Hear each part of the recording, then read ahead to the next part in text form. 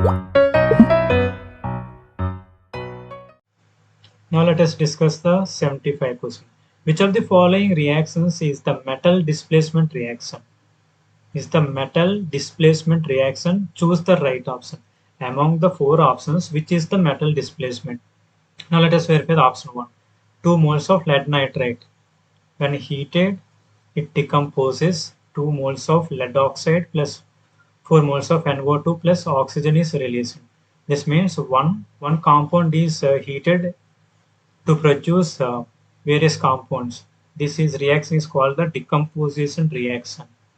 This is not a metal displacement reaction. This is decomposition reaction.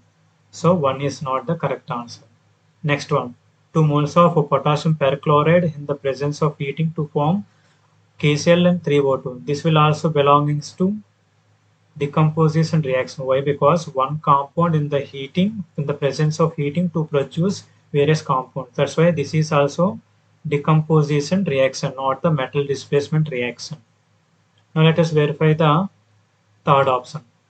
Here, Cr, Al. These two are metals. In the presence of heat to produce Al2. For the aluminium, chromium is present. There is a displacement of metals takes place. Why this is an example of metal displacement.